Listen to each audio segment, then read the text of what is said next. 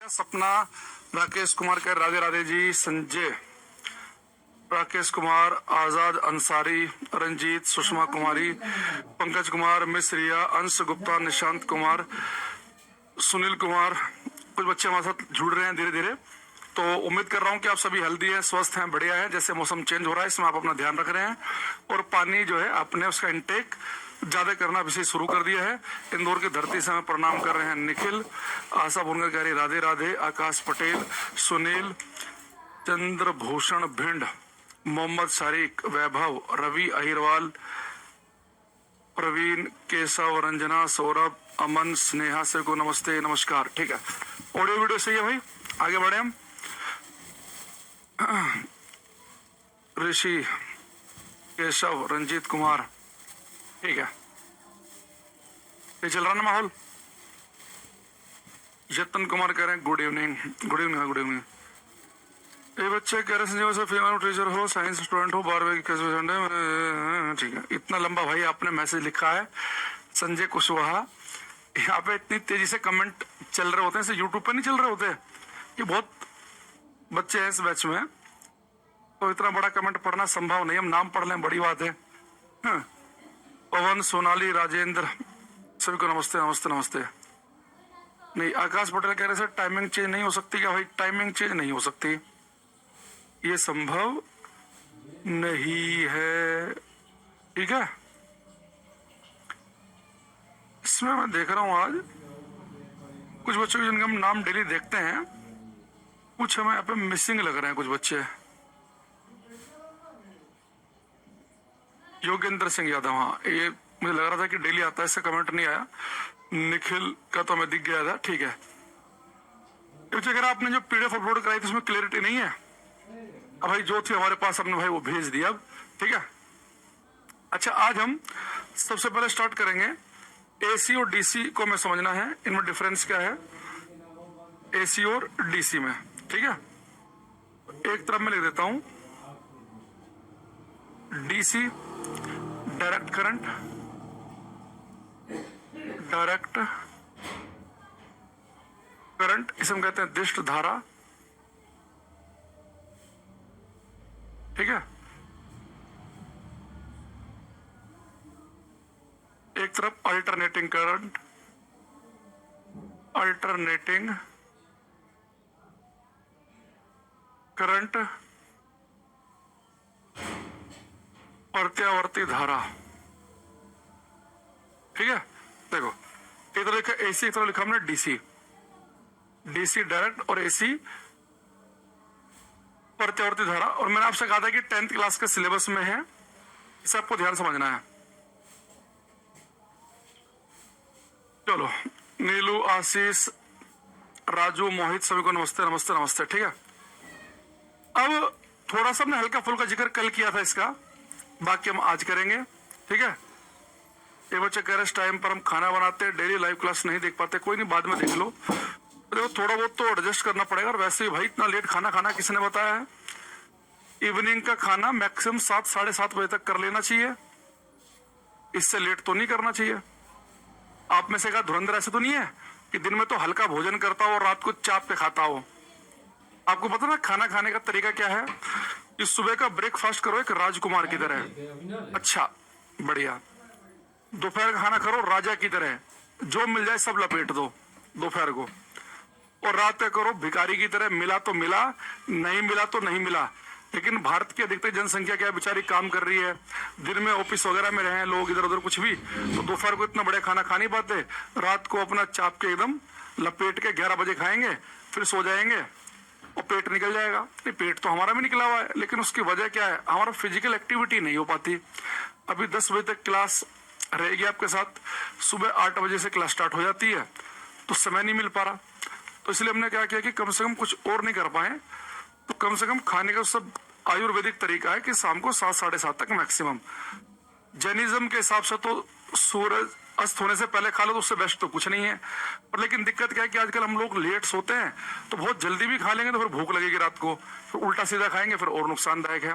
तो थोड़ा भाई जो बच्चा 9 बजे बना रहा है खाना है, थोड़ा जल्दी बनाया करो, जल्दी खा लिया करो, ठीक है। अच्छा देखो बेटा, जो डायरेक्ट करंट है मैंने कल आपसे कहा था कि भाई इसका जो सोर्स है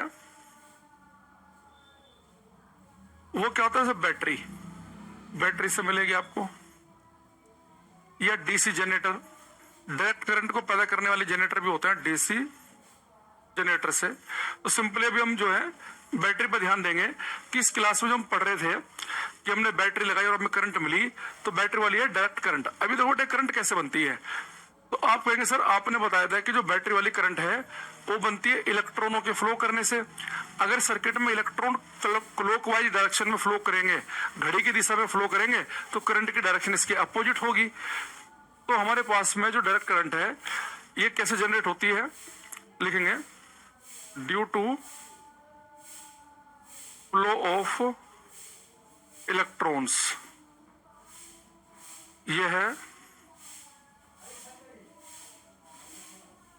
इलेक्ट्रॉनों के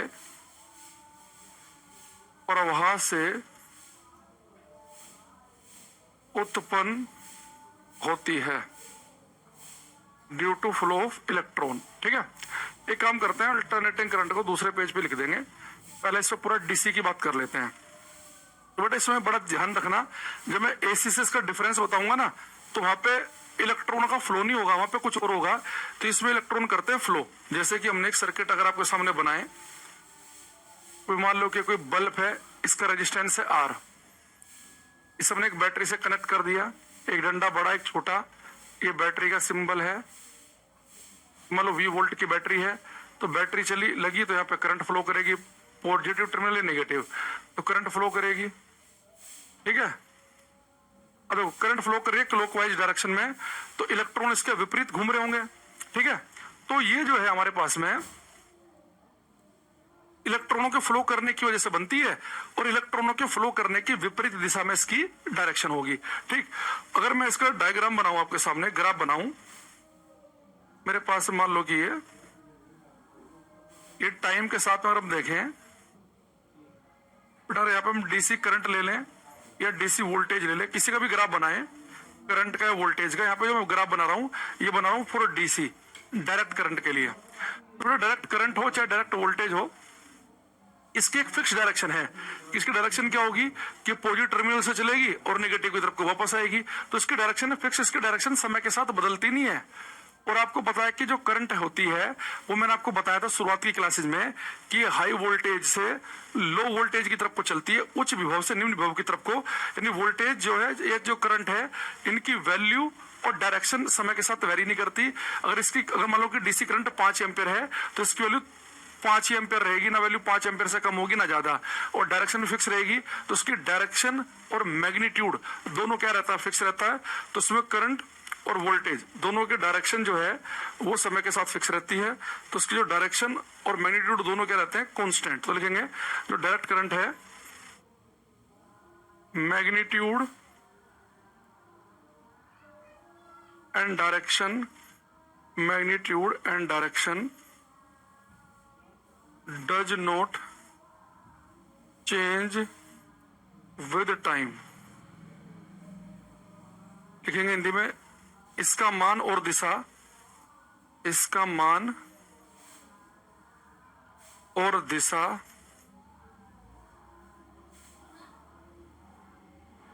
समय के साथ नहीं बदलता है। तो जैसे आज के बाद आप डीसी नाम सुनो ना, अगर उसे याद करने का तरीका क्या है, जैसे आज के बाद आप डीसी सुनो तो आपको दिमाग में आना चाहिए कि डीसी डायरेक्ट करंट वो करंट है जो मुझे बैटरी से मिलती है, और बैटरी वाली करंट की एक फिक्स डायरेक्शन होती है कि करंट की एक फिक्स डायरेक्शन होगी, तो करंट की ना डायरेक्शन चेंज होती है ना उसका मैग्नीट्यूड, उसकी वैल्यू भी समय के साथ नहीं बदलेगी, ना ही उसकी डायरेक्शन समय के साथ बदलेगी। और डायरेक्शन क्या होगी, इलेक्ट्रॉनों के फ्लो करने की विपरीत दिशा में। तो डीसी जो है, चाहे डायरेक्ट करंट जो है, उसकी डायरेक्शन वैल्यू समय के साथ नहीं बदल रही है। इसके अलावा मैंने और क्या बताया आपको कि ये कैसे बनती है, इलेक्ट्रॉनों के फ्लो करने की वजह से बनती है। ठीक है, और इसका सोर्स क्या है, बैटरी या डीसी जनरेटर, और इसका ग्राफ क्या बनेगा, कुछ ऐसे बनेगा। ये 4-5 पॉइंट आपको ध्यान रखना है। दूसरी चीज, आप इसे इजीली स्टोर कर सकते हो। जो डीसी करंट है वो बैटरी वाली है, उसे स्टोर करके रखा जा सकता है। जब बैटरी लगाओगे तो करंट मिल जाएगी, जब नहीं लगाओगे तो नहीं मिलेगी। तो ये इजी है टू स्टोर, स्टोर करना इजी है, इजी टू स्टोर, इसे स्टोर कर सकते हैं हम। डायरेक्ट करंट को, लेकिन इसे एक से दूसरी जगह भेजना आसान नहीं, इसका ट्रांसपोर्टेशन आसान नहीं है।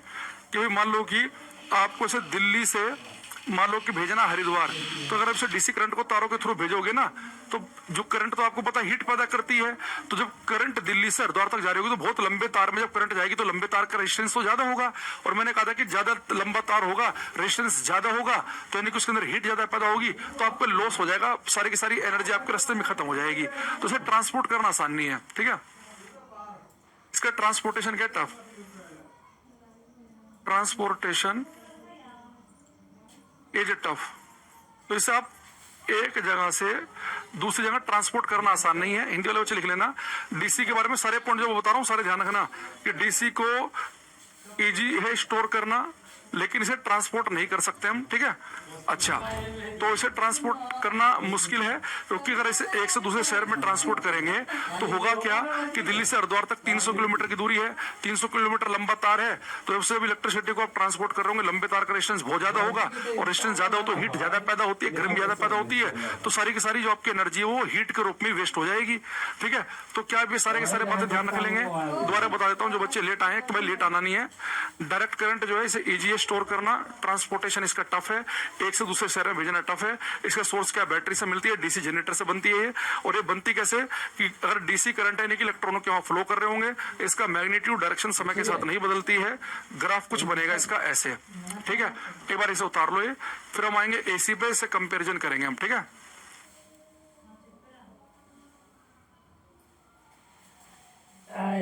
सर मैं टोटो का बैटरी में कन्वर्टर लगा के वाईफाई चलाते हैं और बल्ब यूज करते हैं। ये जगह डीसी से मन की क्षति नहीं होता है, मन की, ये क्या लिखा है भाई, मन की क्षति, ये तो पहली बार सुना हमने। अब आते हैं अल्टरनेटिंग करंट, देखो इसमें पढ़ने के लिए बहुत सारी चीजें हैं। अल्टरनेटिंग करंट,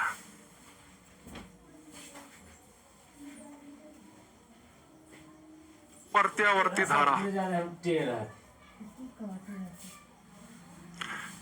अल्टरनेटिंग करंट है, इसका सोर्स क्या है। अभी मैं एक आपकी क्लास स्टार्ट होने से 7-8 मिनट पहले की बात है, 8:52 पे, तो मैं यूट्यूब पे से स्क्रॉल कर रहा था, यूट्यूब कह रहा हूँ सॉरी, फेसबुक पे, क्योंकि आजकल आपको पता ही है कि हर थोड़ी देर में ऐसा लगता है भाई देख लो कुछ माहौल तो नहीं बन गया है, कुछ अटैक वटैक करा भारत ने, 2-4 आतंकवादी पकड़े मारे, क्या हुआ, तो न्यूज में थोड़ा सा इंटरेस्ट बढ़ गया 2-4 दिन से। तो एक बहुत फेमस टीचर है, मैं नाम नहीं लूंगा किसी का, बहुत मिलियन में है, इसलिए भी नाम नहीं लूंगा मैं, क्योंकि एजुकेशन को सुलभ आसान बनाया, आसान भाषा में लोगों के पास तक उन्होंने पहुंचाया। ठीक है, और आप नाम वगैरह भी कुछ गैस मत करना। ठीक है, तो उनका मैं एक वीडियो देख रहा था, उसमें लिखा है कि एसी और डीसी, और मैं अचानक से रुक गया कि मैंने कहा ये एसी डीसी तो आज मेरी क्लास में पढ़ाना है, देखते हुए मास्टर ने क्या बताया। तो जैसे मैंने उस पर क्लिक किया, वो 8-10 मिनट का लेक्चर होगा, और 8-10 मिनट के लेक्चर में 20 बातें गलत होंगी उसमें।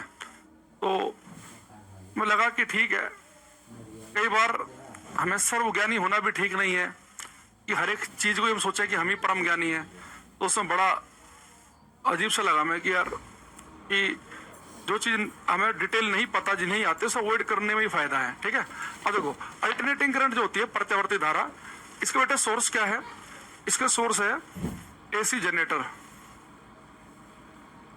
AC generator. ठीक है, तो जो हम जनरेटर लगाते हैं वो एसी जनरेटर, या जो हम टरबाइन घुमा के जो डैम वगैरह पे जो बिजली पैदा करते हैं वो एसी कर सकते हैं। ठीक है, अब ये इसमें ध्यान देना कि जब मैंने आपसे कहा था डीसी बैटरी वाली करंट, तो मैंने कहा था कि बैटरी वाली करंट जो होती है वो कैसे बनती है, इलेक्ट्रॉनों के फ्लो करने से। बेटा यहाँ पे इलेक्ट्रॉन फ्लो नहीं करते,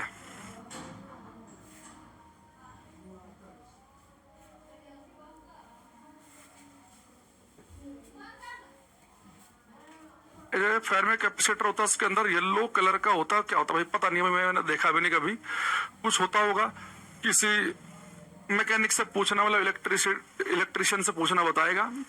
डीसी में लॉस होता है क्या सर। हाँ, डीसी मैंने बताया तो अभी कि डीसी को ट्रांसपोर्ट करना आसान नहीं है, डीसी को एक से दूसरे शहर में पहुंचाओगे तो सारी एनर्जी हीट के रूप में ही लॉस हो जाएगी, नुकसान हो जाएगा, बहुत दूर तक पहुंचा नहीं सकते आप उसे, ठीक है।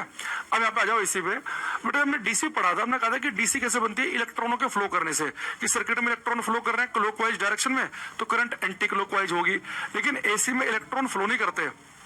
हमारे घर में अब एक चीज देखना कि अगर यहाँ ये तार है और हमारे घर के वायर में अगर करंट फ्लो कर रही होगी ना, तो जितने भी फ्री इलेक्ट्रॉन, जितने भी मुक्त इलेक्ट्रॉन तारों में होंगे ना, जब एसी करंट चलती है तो एसी करंट इलेक्ट्रॉनों के फ्लो करने से नहीं बनती, एसी करंट इलेक्ट्रॉनों के ऑसिलेट करने से बनती है। इलेक्ट्रॉन ऑसिलेट करते हैं, आगे पीछे हिलते हैं, यानी जो इलेक्ट्रॉन होंगे वो ऐसे जा रहे होंगे, फिर इधर, यानी ऐसे ऑसिलेशन कर रहे होते हैं वहीं के वहीं, यानी इलेक्ट्रॉन जो है वहीं के वहीं आगे पीछे हिल रहा है, इसके बगल वाला भी वहीं के वहीं आगे पीछे, यानी कि जो इलेक्ट्रॉन है इसमें ऑसिलेट कर रहे होते हैं। तो यहाँ पे इलेक्ट्रॉन फ्लो कर रहे होते हैं, यानी कि अपनी जगह को छोड़ के, मान लो कि इलेक्ट्रॉन ऐसे फ्लो कर रहे हैं, इलेक्ट्रॉन यहां से यहां पहुंच रहे हैं, सर्किट में घूम रहे हैं, तो उसकी अपोजिट डायरेक्शन करंट की है।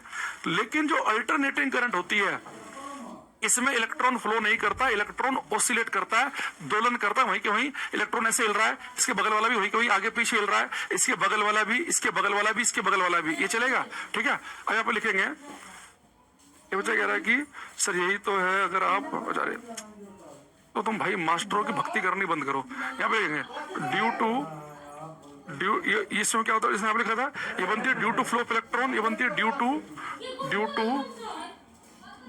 Oscillations of electron. हिंदी में कैसे लिखा था हमने, वैसी लैंग्वेज भी करेंगे। ये है इलेक्ट्रॉनों के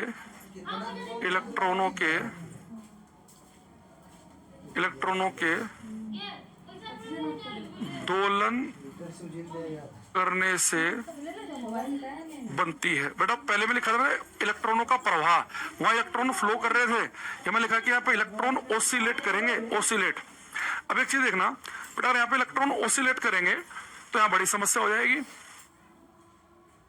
अगर इलेक्ट्रॉन ऑसिलेट कर रहे हैं, अब एक ही इलेक्ट्रॉन पे एक बार में एक ही इलेक्ट्रॉन पे फोकस करना, आप ज्यादा बढ़िया समझ जाओगे। और जहां तक मुझे याद आ रहा है आपकी क्लास में वेव तरंग चैप्टर पढ़ा रखा है, तो आप और बढ़िया कनेक्ट करोगे इसे, ठीक है। यहाँ पे देखना, मेरे पास एक इलेक्ट्रॉन ले रहा हूं, मान लो कि एक इलेक्ट्रॉन है, और इस एक इलेक्ट्रॉन के ऑसिलेट करने से क्या बन रही है, करंट बन रही है। ध्यान देना, ये इलेक्ट्रॉन है, जब बेटा इलेक्ट्रॉन ऑसिलेट करेगा तो इस इधर जाएगा एक दूरी तक, एक कोने तक, फिर वापस आएगा, इधर गया वापस आया। अब देखो जब ये इलेक्ट्रॉन इधर भाग रहा होगा तो इलेक्ट्रॉन के चलने की विपरीत दिशा करंट की डायरेक्शन होती है, तो भी इलेक्ट्रॉन इधर भाग रहा होगा यानी कि करंट की डायरेक्शन तो ये वाली होगी, जब ये वापस आ जाएगा तो करंट की डायरेक्शन ये होगी, यानी कि इलेक्ट्रॉन जब ऑसिलेट करेगा तो लगातार करंट की डायरेक्शन तो बदल रही होगी। भाई यहाँ पे देखो, जब इलेक्ट्रॉन ऐसे जा रहा है, इधर इलेक्ट्रॉन इधर गया तो करंट की डायरेक्शन ये हो गई, जब इलेक्ट्रॉन वापस इधर आएगा तो करंट की डायरेक्शन ये हो जाएगी। तो इसमें इलेक्ट्रॉन जो है वो जब ऑसिलेट करते हैं तो इलेक्ट्रॉन जब इधर जाएगा तो करंट इधर, इधर जाएगा तो इधर, यानी यहाँ पे इलेक्ट्रॉन की डायरेक्शन लगातार बदल रही होती है। और आप एक बात ध्यान देना कि हमारे घर में जो अल्टरनेटिंग करंट आती है इंडिया में जो अल्टरनेटिंग करंट है, नहीं कराया तो कोई बात नहीं, करा देंगे, भावुक मत हो। अभी समझ ऐसे बोल दिया मैंने तो भावुक क्यों हो गए, नहीं करा तो करा देंगे। यहाँ देखो अभी बेटा इलेक्ट्रॉन ऐसे ऑसिलेट कर रहे हैं, ट्र ट्र ट्र ट्र ऐसे कर रहे हैं, तो मैंने कहा कि जब इलेक्ट्रॉन इधर जाएंगे तो करंट की डायरेक्शन ये होगी, जो इलेक्ट्रॉन वापस आएगा तो करंट डायरेक्शन ये होगी, तो करंट की डायरेक्शन लगातार बदल रही है। तो भारत में जो अल्टरनेटिंग करंट आती है, इसमें जो इलेक्ट्रॉन होते हैं ना, ये इलेक्ट्रॉन एक सेकंड में 50 ऑसिलेशन पूरे करते हैं, 50 दोलन। 50 ऑसिलेशन का मतलब है कि एक ऑसिलेशन का मतलब है कि इलेक्ट्रॉन इधर गया और वापस वहीं आया, तो एक ऑसिलेशन हो गया। तो बेटा एक ऑसिलेशन में दो बार डायरेक्शन बदल जाएगी, जब इलेक्ट्रॉन इधर जा रहा होगा तो करंट की डायरेक्शन ये, जब इधर आ रहा होगा तो ये, यानी कि एक सेकंड में 50 ऑसिलेशन हो रहे हैं, 50 दोलन पूर्ण हो रहे हैं, तो एक दोलन में ही दो बार डायरेक्शन बदलती है, तो 50 में तो 100 बार डायरेक्शन बदल जाएगी। तो यहाँ पे डायरेक्शन फिक्स नहीं है, यह मामला पूरा बदल जाएगा। अच्छा, तो दूसरी चीज, तो एक तो बेटा प्रत्येक सेकंड कोई भी काम हो उसे हम कहते हैं फ्रीक्वेंसी, आवर्ती। अगर मैं आपको एक सेकंड में 4 थप्पड़ मार दूं तो मैं कहूंगा मेरी थप्पड़ मारने की फ्रीक्वेंसी 4 है। और जो अल्टरनेटिंग करंट भारत में आती है उसमें इलेक्ट्रॉन एक सेकंड में 50 ऑसिलेशन पूरे करते हैं, 50 दोलन पूरे करते हैं। तो भारत में जो अल्टरनेटिंग करंट आती है उसकी फ्रीक्वेंसी, उसकी आवर्ती कितनी होती है, 50 हर्ट्ज। तो लिख लेंगे, इंपॉर्टेंट है, इन इंडिया, भारत में फ्रीक्वेंसी ऑफ एसी, तो भारत में जो अल्टरनेटिंग करंट है उसकी जो फ्रीक्वेंसी है वो होती है 50 हर्ट्ज। यानी कि 1 सेकंड में 50 ऑसिलेशन पूरे होंगे।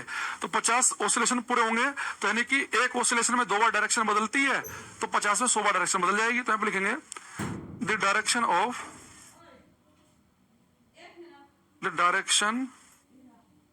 ऑफ इलेक्ट्रॉन्स, या बोल दो करंट। भाई इलेक्ट्रॉन की डायरेक्शन बदलेगी तो करंट की बदलेगी, इलेक्ट्रॉन इधर जाएगा तो करंट इधर, और इधर जाएगा तो उधर, तो अपोजिट होती है ना। द डायरेक्शन ऑफ इलेक्ट्रॉन या करंट चेंजेस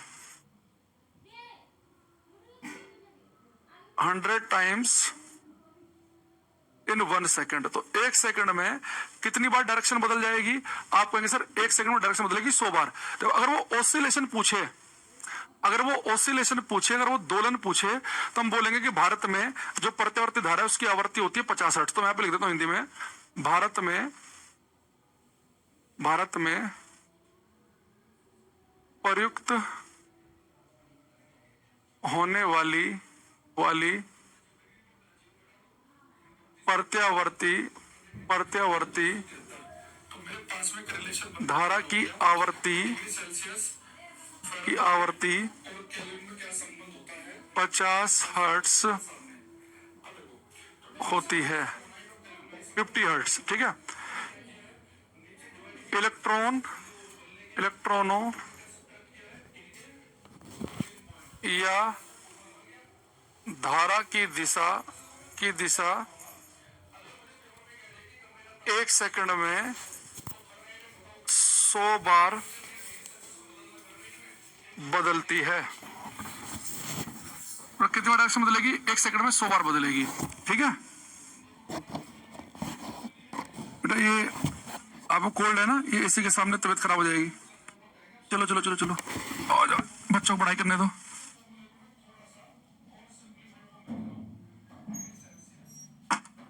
हाँ, ठीक। तो डायरेक्शन कितनी बार बदलेगी? 100 बार।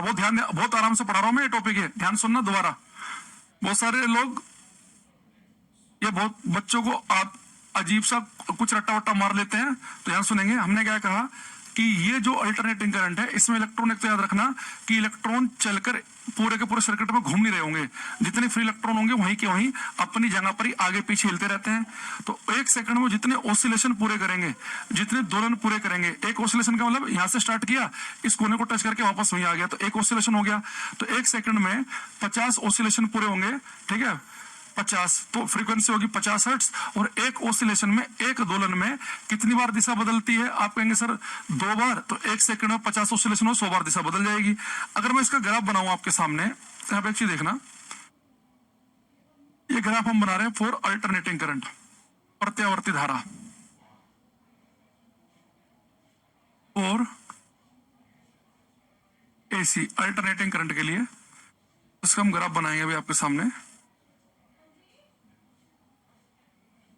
मान लो कि टाइम लिखा है इधर मैंने, समय, इधर है अल्टरनेटिंग करंट या वोल्टेज, किसी का भी ग्राफ बना लो, सेम करंट के लिए आई, वोल्टेज के लिए भी। अब दोस्तों ग्राफ कैसे बनेगा? अब बेटा यहाँ तो डायरेक्शन तो लगातार बदल रही है। अब यहाँ पे डायरेक्शन भी लगातार बदलेगी तो मैग्नीट्यूड भी लगातार बदलेगा। यह वैल्यू फिक्स नहीं रहेगी अल्टरनेटिंग करंट में। आपको सोचो, ये करंट बन रही है इलेक्ट्रॉन के भागने से। अब इलेक्ट्रॉन भाग रहा, एक कोने तक गया, तो यहाँ पे एक मोमेंट के लिए रुकेगा। तो एक मोमेंट के लिए रुकने का मतलब वैल्यू तो जीरो हो जाएगी। भाई करंट, जब इलेक्ट्रॉन रुक गया तो करंट की वैल्यू जीरो, फिर वापस आएगा। यानी यहाँ पे क्या होगी? वैल्यू लगातार बढ़ेगी, फिर इधर जाके टच हो रहा है, यानी कि एक पॉइंट पे फिर कम भी। जैसे इलेक्ट्रॉन जब यहाँ से यहाँ तक जा रहा है इतने हिस्से में, तो उसकी पहले स्पीड से भागेगा, तो यानी करंट की वैल्यू बढ़ेगी। तेज भाग रहा है, मैंने कहा था जितना तेजी से इलेक्ट्रॉन फ्लो करेगा उतनी बढ़िया करंट बनेगी। तो भाग रहा, करंट की वैल्यू बढ़ी, फिर धीरे होने लग जाएगी, इस पॉइंट पे हो जाएगी जीरो, फिर वापस आएगा, स्पीड बढ़ेगी, करंट की वैल्यू बढ़ेगी, फिर धीरे होकर फिर से जीरो हो जाएगी। लेकिन आप इसका ग्राफ बनाएंगे ना, वो ग्राफ कुछ ऐसे आएगा। अभी देखो ये ग्राफ अगर आप बनाएंगे इसका, तो अल्टरनेटिंग करंट का ये ग्राफ जो है आपको क्या बता रहा है, बड़े ध्यान से देखना। मैं इसमें केवल इतने हिस्से को पकड़ रहा हूं, इतने हिस्से को। ये एक इतना हिस्सा जो है ना, यहां से लेकर यहां तक का, ये एक इलेक्ट्रॉन का एक ऑसिलेशन दिखा रहा है, एक ऑसिलेशन। तो एक ऑसिलेशन में क्या होगा? मैंने कहा कि एक ऑसिलेशन के अंदर इलेक्ट्रॉन एक सिरे तक गया, वहां पर रुका, फिर वापस फिर उसी जगह पे आया। तो देखो यहाँ पे क्या बता रहा है? ये बता रहा है कि जब इलेक्ट्रॉन भागेगा तो करंट की वैल्यू बढ़ेगी। वही मान लो इलेक्ट्रॉन चल रहा है, इसकी इलेक्ट्रॉन आगे बढ़ रहा है तो करंट की वैल्यू बढ़ रही है। आधे रास्ते तक। फिर क्या होगा, इसकी स्पीड कम होने लगेगी तो करंट की वैल्यू कम होती रहेगी, कम होती रहेगी और इस वाले कोने पर जाएगी जाके जीरो। तो यहाँ पे जीरो हो गई, अभी वापस आना शुरू करेगा, डायरेक्शन बदल जाएगी, हम देखो नीचे की तरफ ग्राफ बनेगा, फिर तेजी से वापस आएगा तो आधे रास्ते फिर करंट की वैल्यू बढ़ेगी, फिर करंट की वैल्यू बढ़ी, फिर इसकी वैल्यू धीरे होने लग जाएगी, धीरे होने लग जाएगी, फिर एक पॉइंट पे आके जीरो हो जाएगी। यानी एक ऑसिलेशन में, एक दोलन में हो क्या रहा है कि जो इलेक्ट्रॉन है वो इधर भाग रहा है, ठीक है, एक पॉइंट तक गया, फिर हमारे पास में फिर क्या आना शुरू किया उसने, जब इधर की तरफ भाग रहा है, जब इलेक्ट्रॉन भागेगा तो इलेक्ट्रॉन जितना तेजी से चलेगा करंट की वैल्यू बढ़ेगी, फिर उसकी वैल्यू धीरे होने लग, ये स्लो होने लग जाएगा, तो फिर स्लो होगा तो करंट की वैल्यू घटेगी, एक पॉइंट पे आके जीरो हो जाएगी, फिर वापस आएगा, तेज भागेगा, करंट की वैल्यू बढ़ेगी, फिर स्लो हो जाएगा, फिर एक पॉइंट फिर जीरो हो जाएगी। तो इसलिए जब इसका ग्राफ बनाएंगे तो आपको उसका ग्राफ ऐसे दिखाई देगा। एक हिस्सा नीचे की तरफ को क्यों आ रहा है, क्योंकि डायरेक्शन बदल रही है ना भाई, ये वाला पार्ट दिखा रहा है इधर वाले हिस्से को और ये वाला पार्ट दिखा रहा है इधर वाले हिस्से को। तो इस बात को बड़े ध्यान से समझना है। या अगर आप और बड़े समझना चाहो इस चीज को बहुत बड़े तरीके से, तो ऐसा समझो कि मेरे पास जब मैं इलेक्ट्रॉन है और मैंने कहा कि वो इलेक्ट्रॉन जो है वो ऑसिलेट कर रहा है, तो ऑसिलेट कर रहा है तो इतना तो आपको समझ में आ गया कि जो इलेक्ट्रॉन ऑसिलेट करेगा तो इधर भी जाएगा वापस भी आएगा, इधर जाते समय करंट की डायरेक्शन इधर होगी, वापस आते समय इधर होगी, करंट की डायरेक्शन बदलेगी। तो ये आपको बता रहा भाई, मान लो कि पॉजिटिव एक्सिस है नेगेटिव है, तो ये वाला इससे बता रहा है कि एक हिस्सा नीचे यानी कि करंट की डायरेक्शन बदल रही है, एक हिस्सा ऊपर वाला भी है। लेकिन जब इलेक्ट्रॉन ऐसे जाके इस कोने पर रुकेगा तभी तो वापस आएगा, और वो नहीं रुकता तो आगे नहीं चला जाता, यानी जब वो रुकेगा तो वैल्यू जीरो भी होगी, तो यहाँ पे वैल्यू जीरो भी हो रही है, फिर वापस आएगा, फिर जहां से चला था वहीं वापस आके फिर रुकेगा, फिर वैल्यू जीरो हो जा रही है। तो इसका जब भी आप ग्राफ बनाएंगे एसी का तो ग्राफ कुछ आपको ऐसे दिखाई देगा। तो ये ग्राफ आपको एक्चुअली में बता रहा होता है कि जब इलेक्ट्रॉन के ऑसिलेट करने से करंट बनती है तो उसकी वैल्यू कैसे वेरी करती है, ठीक है।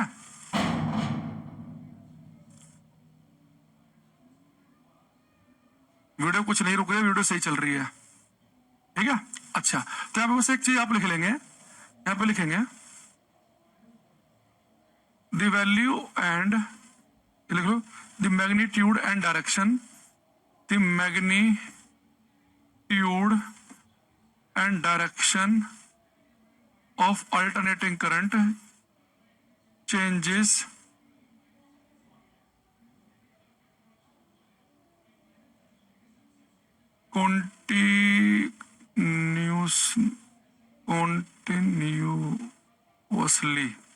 continuously की स्पेलिंग सही लग रही मुझे, continuously the magnitude and direction of AC changes continuously। तो यहाँ पे लिखेंगे प्रत्यावर्ती धारा का मान, प्रत्यावर्ती धारा का मान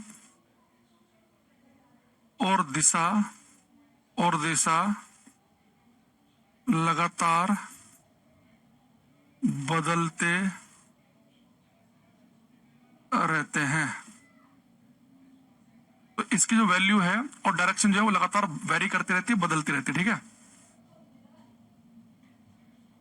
तो हमारे पास में अब एक चीज और होती है, ये बच्चा कह रहा है कि सर ऑसिलेशन समझ में आ रहा है लेकिन इलेक्ट्रॉन दोनों साइड कैसे आएंगे। एक्चुअल में क्या है कि इसमें वोल्टेज की भी ना लगातार वैल्यू चेंज हो रही होती है। देखो जब इलेक्ट्रॉन इधर से इधर जा रहा है, आपको पता है कि इलेक्ट्रॉन जो है ना वो लो पोटेंशियल से हाई पोटेंशियल, निम्न विभव से उच्च विभव जाता है। तो एक्चुअल में हो क्या रहा होता है कि इसमें जब ये लो से हाई की तरफ को जा रहा है तो लगातार वोल्टेज की भी डायरेक्शन बदल रही होती है, फिर यहाँ पे लो हो जाएगा, यहाँ पे हाई हो जाएगा, तो इसलिए वापस आने लग जाएगा ये। तो लगातार वोल्टेज की भी डायरेक्शन बदल रही होती है कि अभी यहाँ लो पोटेंशियल इधर हाई, फिर क्या होगा इधर हाई इधर लो हो जाएगा। तो इसलिए क्या होगा, एक साइकिल में पोटेंशियल की भी डायरेक्शन दो बार बदलेगी, तो इसलिए इलेक्ट्रॉन कभी इधर जा रहा है, कभी इधर, कभी इधर, कभी इधर, इसलिए ऐसा हो रहा है यहाँ पे।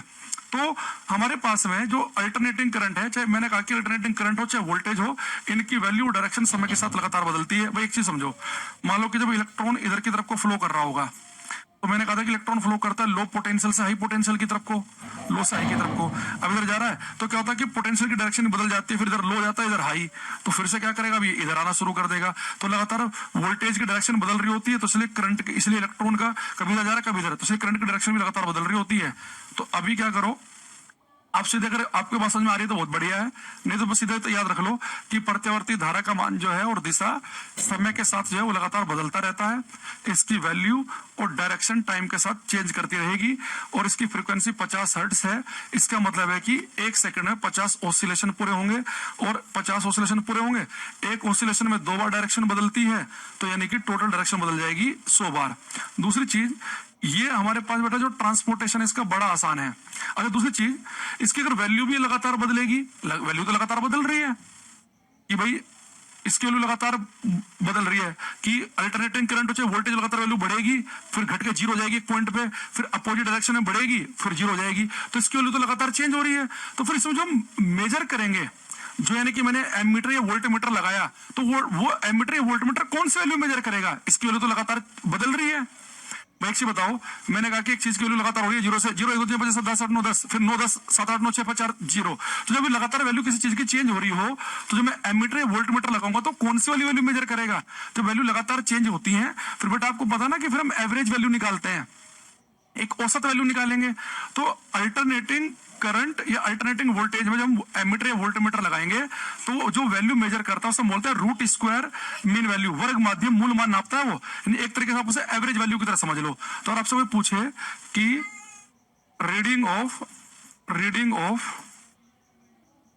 एसी एमीटर का पाठ्यांक, एसी एमीटर का पाठ्यांक, यानी अगर मेरे पास मैंने एमीटर लगाया, तो जो एसी एमीटर का जो पाठ्यांक होगा, मान लो इसने वैल्यू बताई मुझे 5 एम्पियर, तो 5 एम्पियर कौन सी वैल्यू होगी? आप बोलेंगे सर, पहले यहां पे लिख लो, reading of AC voltmeter, reading of AC voltmeter, AC voltmeter का पाठ्यांक, एसी वोल्टमीटर का पाठ्यांक, एसी वोल्टमीटर का पाठ्यांक, ठीक है। तो इसका जो पाठ्यांक होता है वो नापता है VRMS value, root mean square value. तो अगर कोई आपसे कहे कि अगर आपने एक एसी वोल्टमीटर लगाया, तो वो वोल्टमीटर जो वैल्यू मेजर करेगा 220 वोल्ट बताया, 110 बताया, 112 बताया, कौन सी वैल्यू है? आप तो बता रहे हो कि अल्टरनेटिंग जो वोल्टेज होती है तो लगातार उसकी वैल्यू वेरी करती है, जैसे अल्टरनेटिंग जो करंट होती है उसकी वैल्यू भी लगातार वेरी करती है। तो जो वैल्यू मेजर करेगा उसे हम बोलते हैं रूट मीन स्क्वायर वैल्यू। तो आरएमएस जो है इसका फुल फॉर्म होता है, आरएमएस का root mean square value, root mean square value, root mean square value, वर्ग माध्य मूल मान, वर्ग माध्य मूल मान, वर्ग माध्य मूल मान, यानी आप अभी अपने लेवल पे समझो कि एक तरीके से एवरेज वैल्यू मेजर कर रहा है। वर्ग माध्य मूल मान पढ़ा होगा ना आपने, मीन, मीडियन, एवरेज, ये सब चीजें निकालना, ठीक। अब आप कहेंगे सर ये जो रूट मीन स्क्वायर वैल्यू है, इसमें मैंने लिखा जो आरएमएस, इस आरएमएस का फुल फॉर्म है रूट मीन स्क्वायर वैल्यू। बेटा आप डिस्टर्ब क्यों कर रहे हो? चलो चलो बच्चों को एक बार हाई कर दो, देखो सब देखो, हाय बोल दो, हाय बोल दो बच्चों को, हाय बोलो, क्या बोलोगे? हाय हाय गाइस, हेलो बच्चों, आप पढ़ाई करो। मैं तो बहुत पढ़ाई करता हूँ, मैं इंटेलिजेंट हूँ, चलो।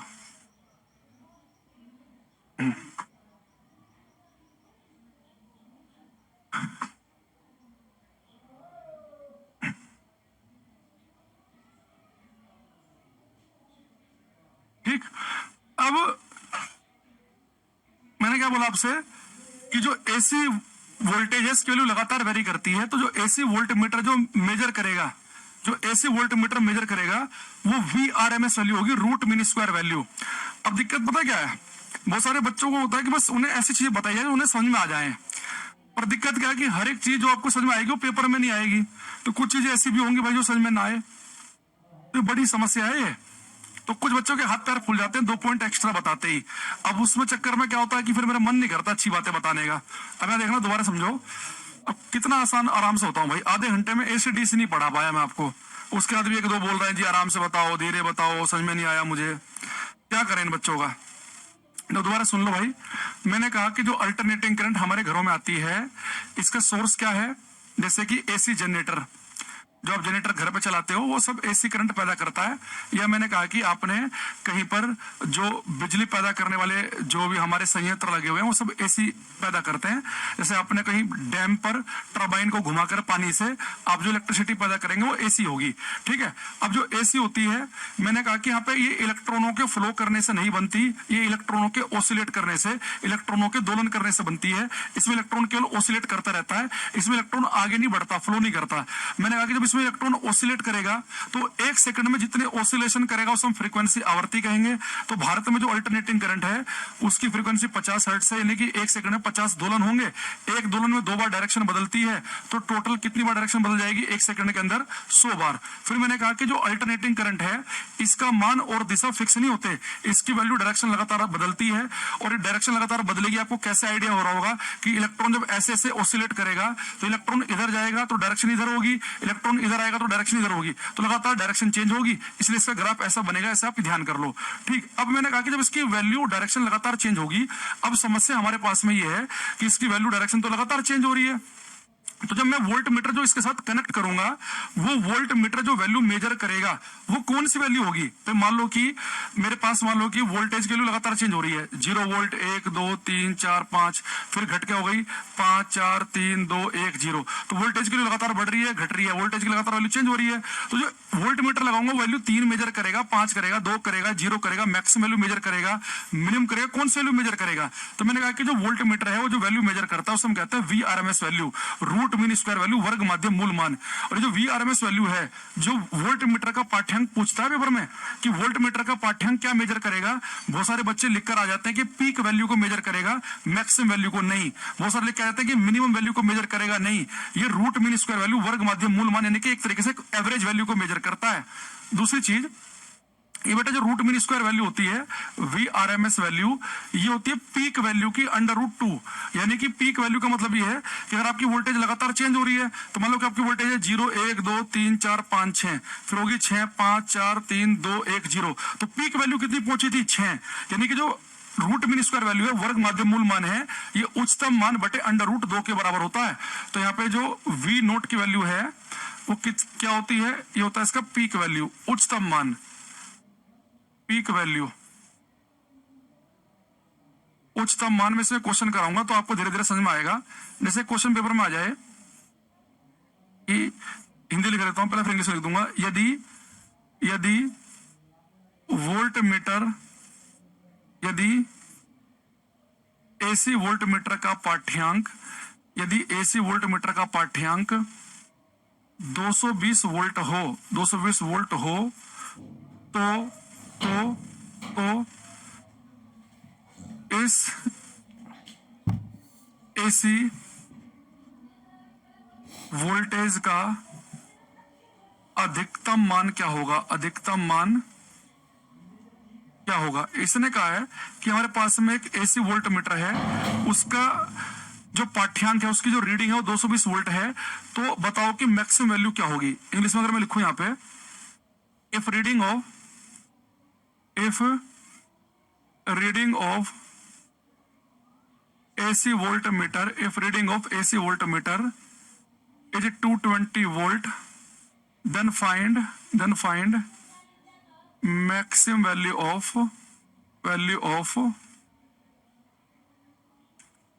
voltage। अब उससे पहले क्वेश्चन को फील करो, समझो।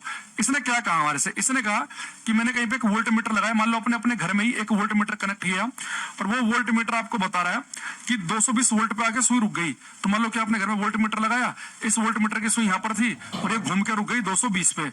अगर एसी वोल्ट मीटर का पाठ्यांक 220 वोल्ट हो तो अधिकतम वैल्यू कहां तक पहुंच रही होगी? आप कहेंगे सर अगर एसी वोल्ट मीटर के पाठ्यांक का मतलब क्या होता है? Reading of AC volt meter का मतलब होता है VRMS वैल्यू, यानी एक्चुअल में उसने पेपर में आपको VRMS वैल्यू दे रखी है, रूट मीन स्क्वायर वैल्यू, तो 220 वोल्ट है, तो मुझे पीक वैल्यू बतानी है कितनी होगी। ध्यान देखना, तो भाई VRMS वैल्यू जो होती है वो होती है पीक वैल्यू अपॉन √2।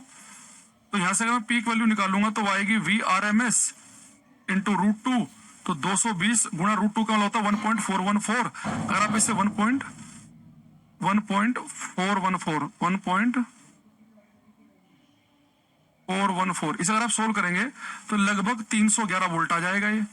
यानी कि अगर आपको मैं अब जो बताना चाह रहा हूं, ध्यान सुनना, आप अपने घर में अगर वोल्ट मीटर कनेक्ट करेंगे ना तो वोल्ट मीटर 220 दिखाएगा। तो अभी 220 तो एक एवरेज वैल्यू है।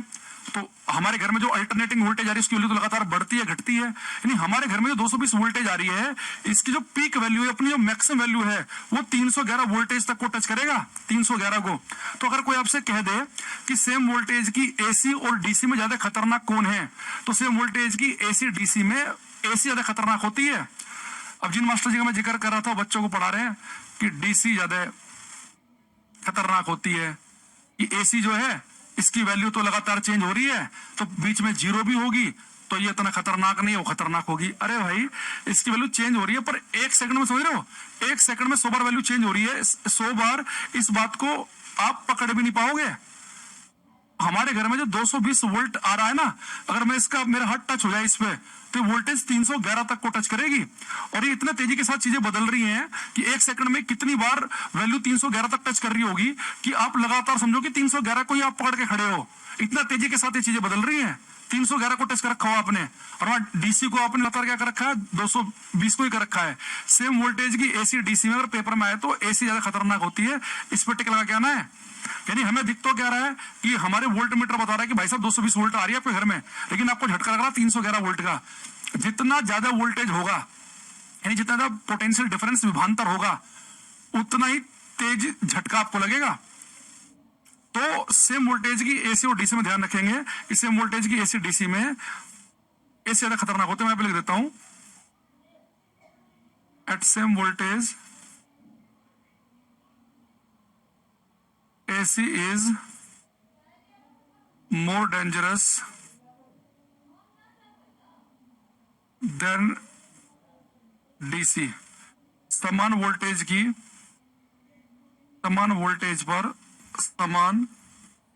वोल्टेज पर AC DC की अपेक्षा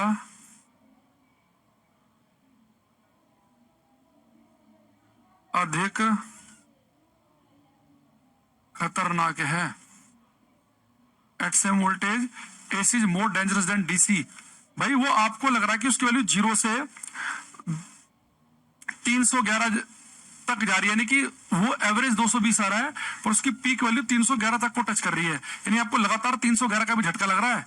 तो सेम वोल्टेज की एसी ज्यादा खतरनाक होती है। जो एसी होती है ना, इसमें इलेक्ट्रॉन जो ऑसिलेट करते हैं ना, ये ऐसे जो करंट होती है ना, इसका नेचर भी ऐसा होता है कि जो मसल्स है ना उसके अंदर कॉन्ट्रैक्शन ज्यादा पैदा करती है, संकुचन, उसके अंदर खिंचाव ज्यादा खतरनाक पैदा करती है। इसके झटके से अपने आप को हटाना भी थोड़ा मुश्किल होता है। आपको डीसी टच कर रहे हो, एसी कर रहे हैं, तो डीसी से आपको अपने आप को हटाना थोड़ा कंपैरेटिवली आसान है, एसी के मुकाबले ज्यादा खतरनाक होती है। तो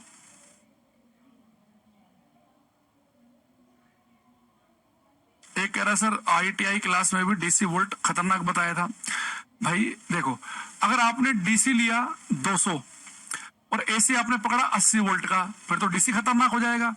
भाई जो ज्यादा वोल्ट का होगा वो ज्यादा बड़ा झटका मारेगा मैं, जो ज्यादा वोल्ट का होगा। तो सेम वोल्टेज की एसी और डीसी में, भाई सेम वोल्टेज में तो आप कंपेयर कर सकते हो कि वहां पे 220 है और वो कितना 311 है, तो ये ज्यादा खतरनाक है। इस पर टिक लगाना है। अच्छा, दूसरी चीज अब यहाँ पे आते हैं।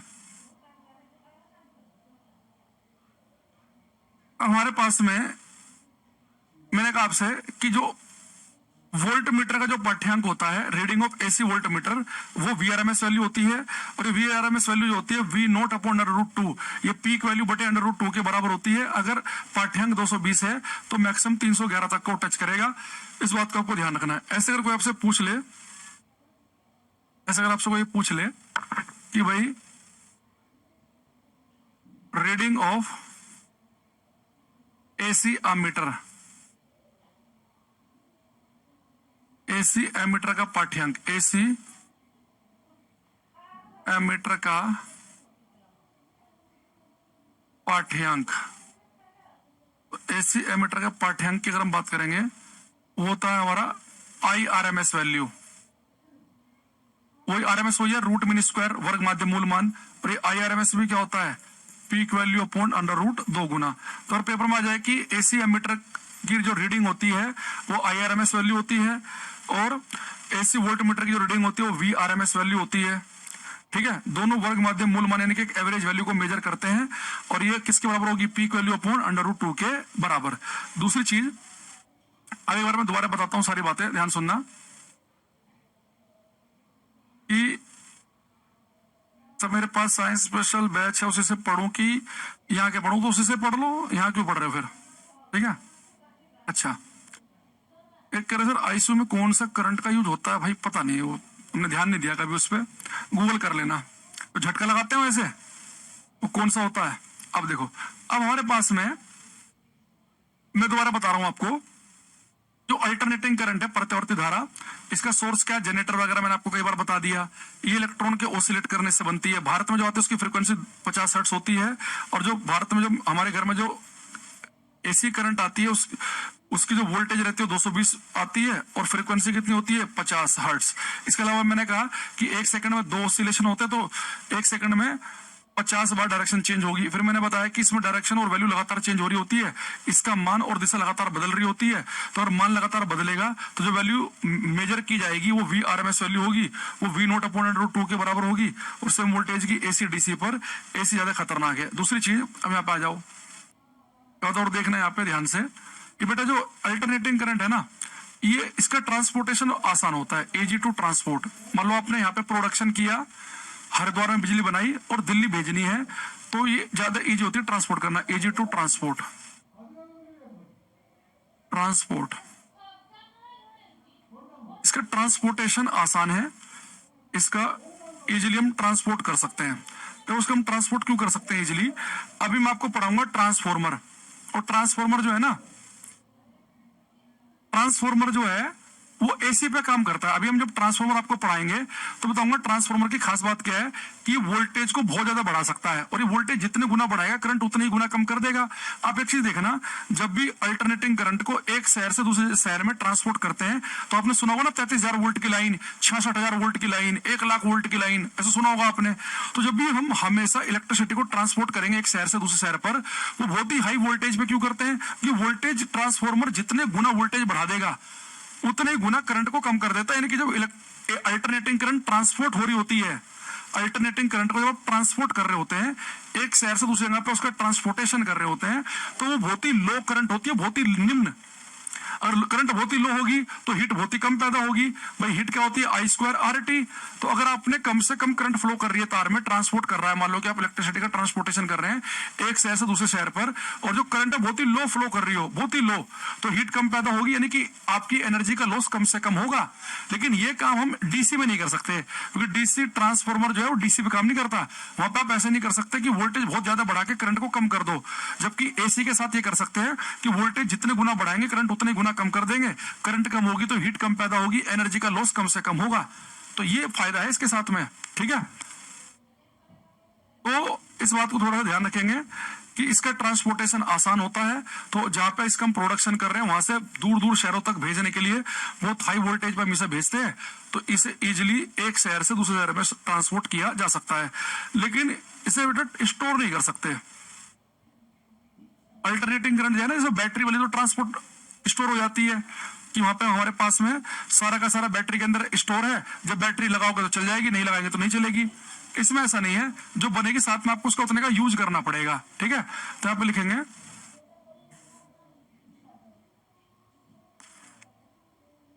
कि AG2 ट्रांसपोर्ट करना आसान है, टफ टू स्टोर करना मुश्किल। इसे स्टोर करना बहुत मुश्किल काम है, और ट्रांसपोर्ट करना बहुत आसान है एक शहर से दूसरे शहर पर, ठीक है। समझ रहे बात को, चलो।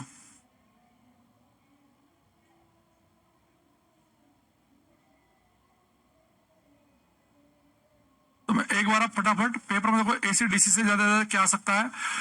ये रेलवे में बहुत आता है कि भारत में जो हम अल्टरनेटिंग करंट यूज करते हैं इसकी फ्रीक्वेंसी 50 हर्ट्स है। अमेरिका वगैरह में 60 हर्ट्स का यूज करते हैं। वो भारत का पूछता है 50 हर्ट्स बताएंगे। वो बताएंगे कौन सी करंट इसकी वैल्यू और डायरेक्शन समय के साथ बदलती है, हम बोलेंगे वो एसी है। वो कौन सी इसे इजिली ट्रांसपोर्ट किया जा सकता है, वो एसी है। वो कौन सी इजिली स्टोर कर सकते हैं, वो डीसी है। वो कौन इसकी वैल्यू और डायरेक्शन समय के साथ नहीं बदलती, वो डीसी है। वो कौन सी जो बैटरी से मिलती है, डीसी है। वो कौन सी जो इलेक्ट्रॉन के फ्लो करने से बनती है, डीसी है। वो कौन सी जो इलेक्ट्रॉन के ऑसिलेट करने से बनती है, वो एसी है। ये सारी बातें आपको ध्यान आ गई होंगी, ठीक है। इस जगह सर आपने होम पे ही पढ़ाते हैं। हाँ हाँ बोलो भाई सुअंकर मलिक, क्या डाउट है तुम्हारा, बताओ।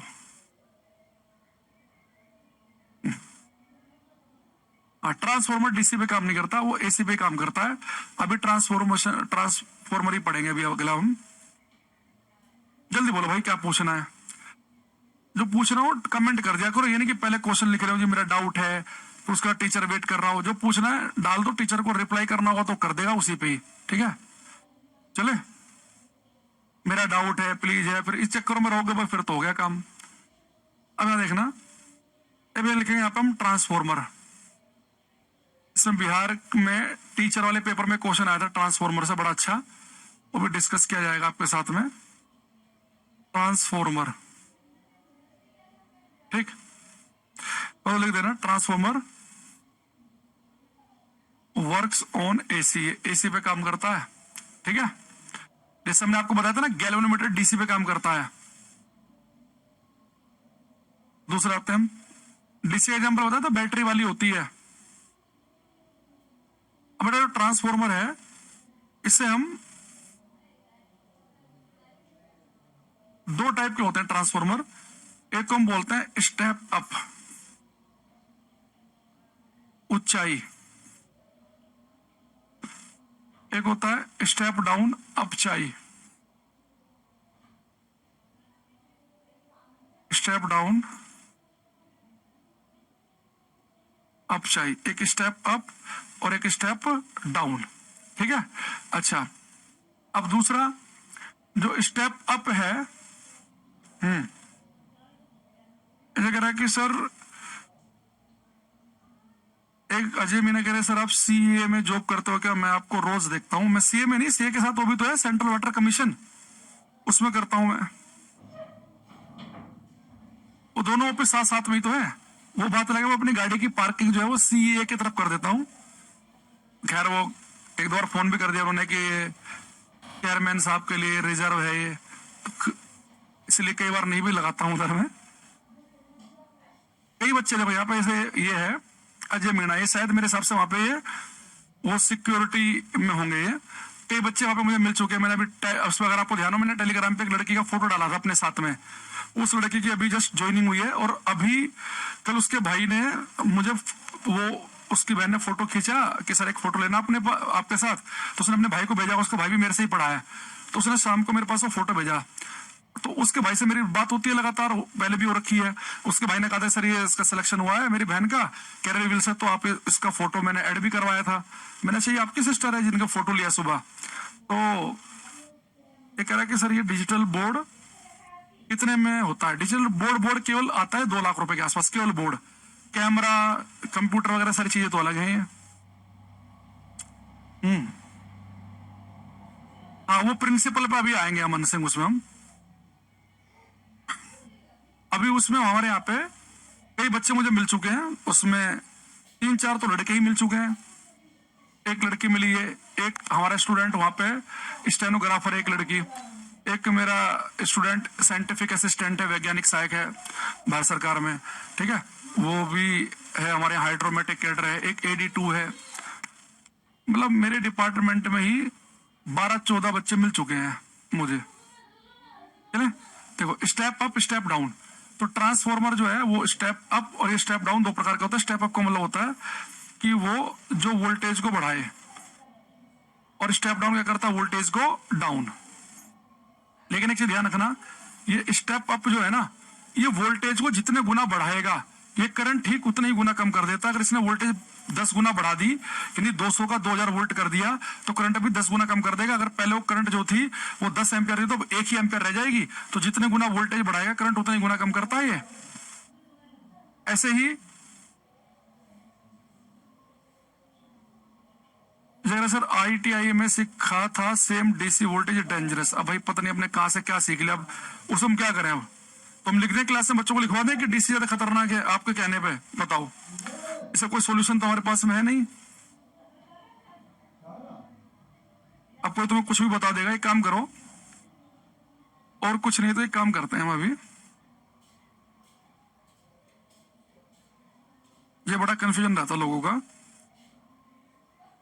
चैट GPT वगैरह ये तो ना AI का यूज करते हैं। At same voltage which is more dangerous, DC और AC।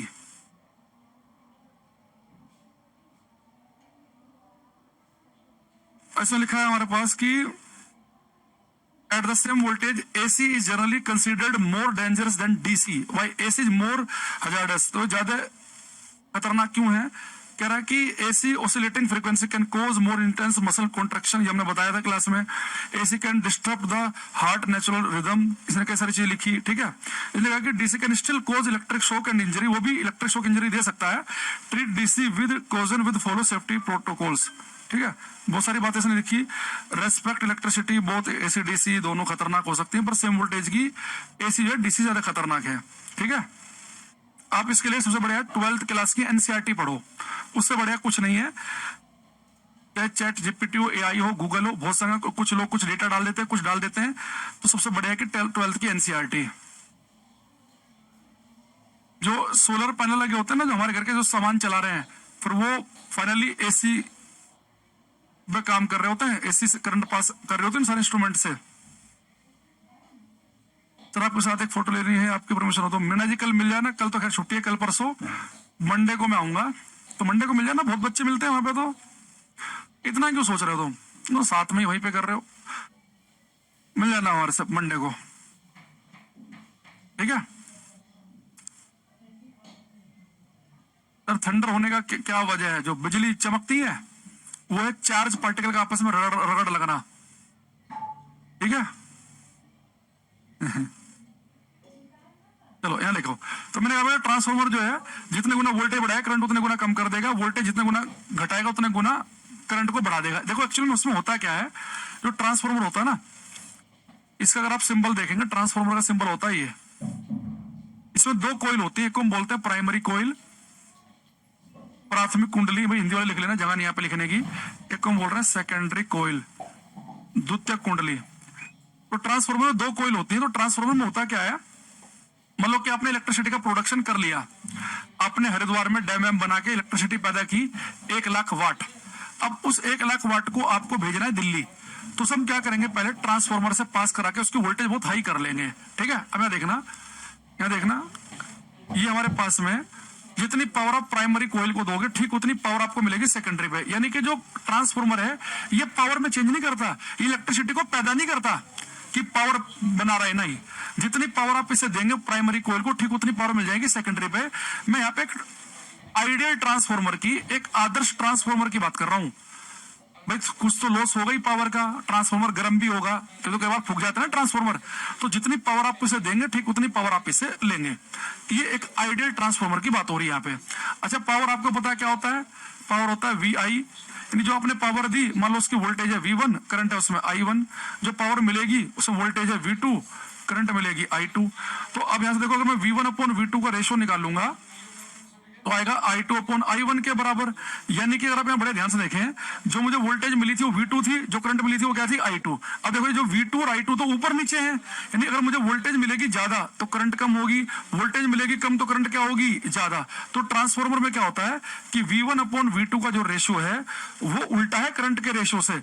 यानी कि वोल्टेज अगर आपको ज्यादा मिल रही है तो करंट कम मिलेगी, वोल्टेज कम मिल रही है तो करंट क्या मिलेगी, ज्यादा। तो ट्रांसफार्मर क्या करता है, ये एक तरीके से एनर्जी कंजर्वेशन पे कर रहा है, ऊर्जा के संरक्षण के नियम पे। जितनी पावर देंगे ठीक उतनी पावर वापस कर देगा ये आपको, अगर एक आइडियल ट्रांसफार्मर की हम बात करें। तो यहाँ पे हमारे पास में P1 इज इक्वल टू किसके, P2 के। तो ये मैंने आपको बताया। अब यहाँ से क्वेश्चन जो बिहार में आया था वो एक बार हम देखते हैं, बिहार वालों ने क्या पूछा हमारे से। थोड़ा ढूंढना पड़ेगा वो कौन से वाले इसमें है, मिल तो जाएगा।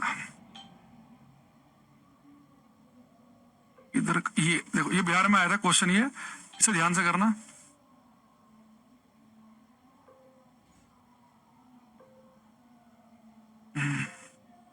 करो ये,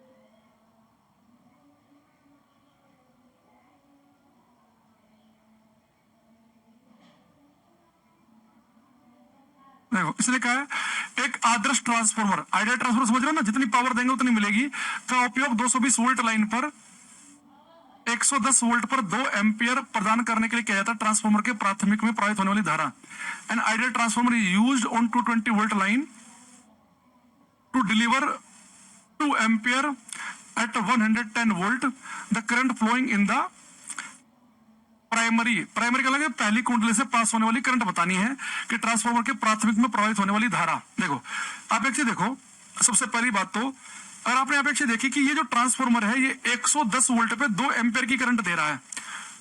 110 वोल्ट पर कितनी दे रहा है? 2 एम्पियर की। तो 220 वोल्ट पे कितनी देगा?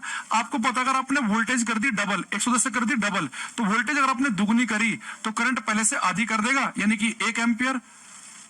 आपको एक सिंपल सा लॉजिक क्या ध्यान रखना है कि ट्रांसफार्मर में क्या होता है कि जितने, जैसे आप ट्रांसफार्मर देखो, आप समझ जाना कि जितने गुना ये वोल्टेज को बढ़ाएगा ये करंट उतने ही गुना कम कर देगा। तो वोल्टेज अगर इसने, आपने भाई वोल्टेज जो है 110 से 220 करनी है, तो 110 वोल्टेज पे 2 एम्पियर करंट दे रहा है, तो कह रहा है कि 220 पे कितनी देगा? तो 220 पे कितनी देगा? तो अगर आपने वोल्टेज कर दी डबल तो करंट पहले से आधी होनी चाहिए, कि 1 एम्पियर की देगा। या आप वैसे कर लो भाई, प्राइमरी कॉइल पे जो हम पावर देते हैं वो P1 होती है, सेकेंडरी पे होती है पावर P2, तो लिख सकते हैं V1 I1, लिख सकते हैं V2 I2। तो हमारे से कह रहा है कि प्राइमरी में कितनी करंट फ्लो करेगी, यानी कि I1 पूछ रहा है, और प्राइमरी पे वोल्टेज कितनी है? 220 वोल्ट है। प्राइमरी करंट I1 पूछ रहा है, और यहाँ पे कितनी वोल्टेज है? 110, और करंट कितनी मिल रही है? 2 एम्पियर की। अगर आप सोल्व करेंगे, 110 से भाग करेंगे तो 2 आ जाएगा, 2 से कट करेंगे 2 कट गया, तो I1 की वैल्यू आ गई 1 एम्पियर की। ये फॉर्मूला लगाने की जरूरत नहीं है ट्रांसफार्मर में, सीधा ध्यान रखना है कि जितने गुना वोल्टेज बढ़ेगी करंट उतने ही गुना कम हो जाएगी। तो अगर ये 110 पे 2 एम्पियर करंट दे रहा है, तो यानी कि 220 पे कितनी देगा? 1 एम्पियर की। ठीक है। अच्छा, दूसरी चीज तो इसमें काम की आती है ट्रांसफार्मर में, एक तो इस टाइप को न्यूमेरिकल आपसे पूछ सकता है कि वोल्टेज 4 गुना तो करंट 4 गुना कम कर देना, वोल्टेज 6 गुना बढ़ाओगे तो करंट को 6 गुना कम कर देना। दूसरे को पूछता है कि ट्रांसफार्मर किस प्रिंसिपल पे, किस सिद्धांत पे काम करता है। तो प्रिंसिपल ऑफ ट्रांसफार्मर इंपॉर्टेंट है, principle of transformer, principle of transformer, transformer का सिद्धांत, ट्रांसफार्मर का सिद्धांत। प्रिंसिपल क्या है इसका? एक चीज देखना, ये जितने गुना वोल्टेज बढ़ा रहा है करंट को उतने गुना कम कर रहा है। बेटा ये देखो, ओम के नियम पे तो काम कर नहीं सकता ये भाई। ओम के नियम में तो क्या था? ओम के नियम में तो जितने गुना हम वोल्टेज बढ़ा रहे थे करंट उतने ही गुना बढ़ती है वोल्ट, ओम के नियम में तो। क्योंकि ओम के नियम में हम पावर वहां पे क्या करते हैं? बैटरी लगा रहे हैं, बैटरी से जितनी ज्यादा बड़ी वोल्ट की बैटरी होगी उतनी ज्यादा करंट मिलेगी। यहाँ पे हम बनी बनाई पावर देना है, तो बनी बनाई हमें मिल रही है वही की वही। तो ये ओम के नियम पे काम नहीं करता। ये किस पे काम करता है? एनर्जी कंजर्वेशन पे, ऊर्जा के संरक्षण के सिद्धांत पे, कि जितनी एनर्जी देंगे उतनी एनर्जी मिलेगी। तो उसमें कई आपको ऑप्शन लिखे मिलेंगे। तो ट्रांसफार्मर किस पे काम कर रहा है? या तो आपको लिखा मिलेगा पेपर में, ये काम करता है law of conservation of energy पे, ऊर्जा के संरक्षण के सिद्धांत पे, ऊर्जा का संरक्षण का सिद्धांत, ऊर्जा का संरक्षण का सिद्धांत। ठीक। अगर ये नहीं लिखा मिला तो बेटा आपको लिखा मिलेगा ट्रांसफार्मर काम करता है इलेक्ट्रोमैग्नेटिक इंडक्शन पे, इलेक्ट्रोमैग्नेटिक इंडक्शन। ये मैं आपको मैग्नेटिज्म वाले चैप्टर में पढ़ाऊंगा। इलेक्ट्रोमैग्नेटिक इंडक्शन, वैद्युत चुंबकीय प्रेरण, चुंबक आगे नहीं, मैग्नेटिक चैप्टर में आएगा वैद्युत चुंबकीय प्रेरण। अगर आपको ये भी नहीं लिखा मिला तो बेटा जो इलेक्ट्रोमैग्नेटिक इंडक्शन जब मैं आपको पढ़ाऊंगा वैद्युत चुंबकीय प्रेरण, तो मैं बताऊंगा कि इलेक्ट्रोमैग्नेटिक इंडक्शन 2 प्रकार का होता है। एक होता है सेल्फ इंडक्शन, और एक हमारे पास में होता है सेल्फ इंडक्शन यानी कि स्व प्रेरण, एक होता है म्यूचुअल इंडक्शन, अन्योन प्रेरण। तो यहाँ पे बेटे 2 कॉइल के म्यूचुअल रिलेशन पे काम कर रहा है, तो ये काम करता है म्यूचुअल इंडक्शन पे। तो इलेक्ट्रोमैग्नेटिक इंडक्शन नहीं लिखा मिला तो आपको लिखा मिलेगा म्यूचुअल इंडक्शन। ये सब मैग्नेटिज्म आएंगे, ये भी और ये भी, तो टेंशन मत लेना इनकी, अभी के लिए बस याद कर लो। ये काम करता है अन्योन प्रेरण पे। ये बहुत आता है कि ट्रांसफार्मर किस पे काम करता है, नॉर्मली आपको म्यूचुअल इंडक्शन ही लिखा मिलेगा। ये बेटा ये जो इलेक्ट्रोमैग्नेटिक इंडक्शन है ना, ये हमें बताया था फैराडे साहब ने, तो आपको लिखा मिलेगा ये काम करता है फैराडे के नियम पर, फैराडेज लॉज, फैराडे के नियमों पर। अब देखो ऑप्शन कैसे कैसे बनाएगा। मान लो कि टीचर को law of conservation of energy पर टिक लगवाना है, तो ऐसे पूछेगा ट्रांसफॉर्मर किस पे काम करता है, तो ऑप्शन मिलेंगे एनर्जी कंजर्वेशन पे, चार्ज कंजर्वेशन पे, मोमेंटम पे, ऐसे 4 ऑप्शन बना देगा। आप लिखेंगे एनर्जी पे। मतलब टीचर को टिक लगवाना फैराडे पे, तो सारे ऑप्शन में साइंटिस्ट के नाम होगा, फैराडे, कुलाम, न्यूटन, किरचॉफ, फैराडे पे टिक लगा देंगे। मतलब उसे म्यूचुअल इंडक्शन पूछना है तो लिख देगा म्यूचुअल इंडक्शन, सेल्फ इंडक्शन, दोनों पे नहीं तो म्यूचुअल पे, ये 4 थ्योरी के नाम लिख देगा। तो पेपर में अगर आपसे पूछे कि ट्रांसफॉर्मर किस पे काम करता है, तो ये लिखा मिलेगा, ये नहीं लिखा मिलेगा तो ये लिखा मिलेगा, नहीं तो ये लिखा मिलेगा। ज्यादा संभावना तीसरे वाले की होती है, या ये लिखा मिलेगा। ठीक है,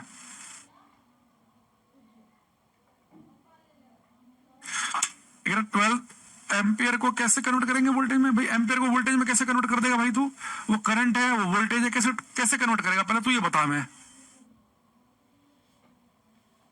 ठीक, अब हमारे पास में ये कुछ छोटी छोटी सी बातें मैंने आपको इसमें बताई हैं, इन्हें आप ध्यान रखेंगे। बाकी हम जो है नेक्स्ट क्लास में आपसे मिलेंगे, तो आज के लिए इतना ही रखते हैं। बाकी मिलेंगे हम अब आपसे मंडे को। तो मैंने कहा था कि मंडे टू फ्राइडे क्लास चलेगी अब 9 बजे। बाकी तुम कल परसों भी मिल ही रहे हैं, यूट्यूब पर कैरियर रेलवे एग्जाम चैनल पे मिलेंगे हम कल भी और परसों भी। तो कल जो हम मिलने वाले हैं उसमें हम इलेक्ट्रिसिटी के क्वेश्चन कर रहे होंगे। ठीक है, तो अब एक बार पढ़ के आना। तो आज के लिए इतना ही, बाकी मिलेंगे कल। Thank you, bye, take care everybody, bye everyone. Group D में इस बार 1 करोड़ 8 लाख फॉर्म, हर बार 1 करोड़ भरे जाते हैं ग्रुप डी में। इनसे घबराना मत भाई, 10th क्लास का बच्चा फॉर्म भर देता है। तो इसमें क्या होता है कि जो अंकल टाइप के लोग भी हो चुके हैं, जिन्होंने 10 साल पहले 10वीं की और उसके बाद पढ़ाई नहीं की, वो भी फॉर्म भर देते हैं। 1 करोड़ फॉर्म भर रहे हैं, लेकिन कंपटीशन जो है ना वो होता है 1.25 लाख में ही। ये नंबर ऑफ स्टूडेंट देके घबराना नहीं है। 1 करोड़ में से पेपर देने ही जाएंगे 60 लाख, तो 40 लाख तो पेपर देने ही नहीं जाएंगे। तो 60 लाख लोग फॉर्म भरेंगे, वो पेपर देने जाएंगे। उनमें से कितने तो केवल ऐसे होते हैं कि जिन्हें 2 दिन पहले कोई बताएगा भाई डेट आ गई ग्रुप डी की। बहुत सारे फॉर्म इसलिए भरते हैं, क्या तो कुछ जुगाड़ हो जाए कहीं पे, चलो फॉर्म भर देते हैं। तो उनमें जो कंपटीशन होता है वो 1.5 पौने 2 लाख में होता है मैक्सिमम। तो घबराने की जरूरत नहीं है। ठीक है, बाय, थैंक यू।